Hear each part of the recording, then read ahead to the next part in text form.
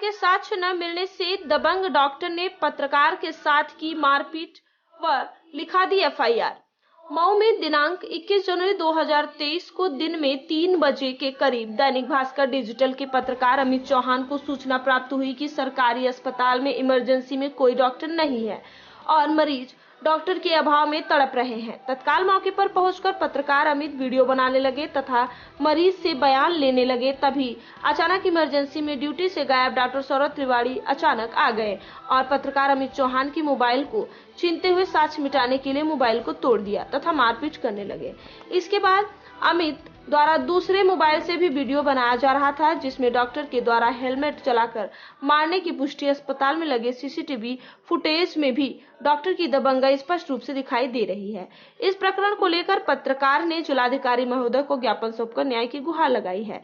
इसके बावजूद डॉक्टर ने पत्रकार के ऊपर बेबुनियाद आरोप लगाते हुए झूठा मुकदमा दर्ज किया है तथा पुलिस द्वारा बिना जांच किए डॉक्टर के द्वारा दिए गए प्रार्थना पत्र के आधार पर पत्रकार के ऊपर लूट के मामले में मुकदमा पंजीकृत कर लिया गया है। अब देखना यह है कि क्या ऐसी घटना के जांच के बाद निष्पक्ष कलम चलाने वाले पत्रकार को न्याय मिलेगा या नहीं, यह सोचने वाली बात है। अजीत पटेल की खास रिपोर्ट मऊ से। ऐसा एक पत्रकार साथी हमारे अमित चौहान के साथ पिछले परसों डॉक्टर ने अभद्र व्यवहार नहीं किया बल्कि गुंडागर्दी किया सीधा सीधा, और पुलिस ने बजाय एक्शन लेने के, पुलिस वहां मौजूद थी, पुलिस ने कोई एक्शन नहीं लिया, एक्शन भी नहीं लिया और बयान भी नहीं लिया।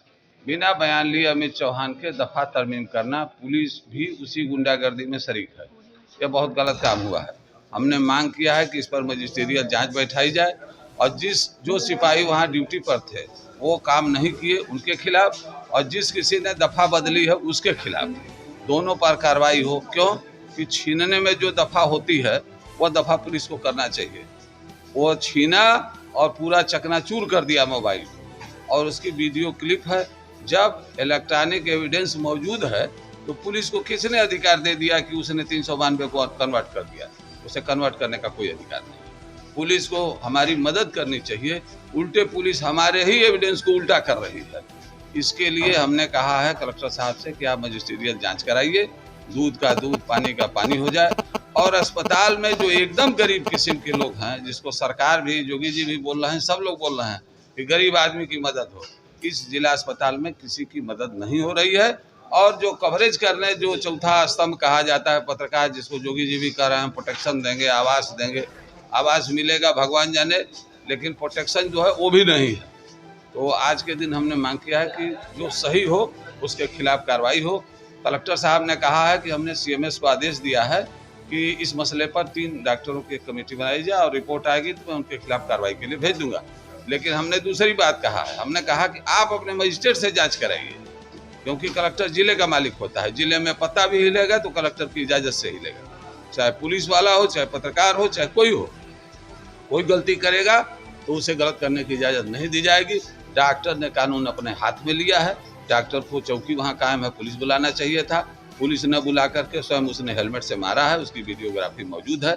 और हम कलेक्टर साहब से मांग किए हैं, और अगर यह मांग हम लोगों की नहीं पूरी होती है तो फिर सड़क पर उतरना, पहले कलेक्टर के यहाँ धरना हम लोगों का घोषित किया जाएगा। पूरे जिले के पत्रकार जुटेंगे और फिर आगे की कार्रवाई हम सुनिश्चित करेंगे कि क्या है। हम प्रदेश सरकार से भी मांग करते हैं कि योगी जी, आपके राज्य में ऐसा हो रहा है तो पत्रकार सुरक्षित नहीं तो फिर कौन सुरक्षित? फिर गरीबों की बात कौन करेगा? ये गरीबों की कवरेज करने गए थे ना, ये खुदे चौहान जी हैं गरीब घर के, और सुने कि गरीब कोई सुन नहीं रहा है तो यहाँ दौड़ के पहुंच गए। तो कौन अपराध किए भाई? इनको क्यों मारा गया? जिसने भी मारा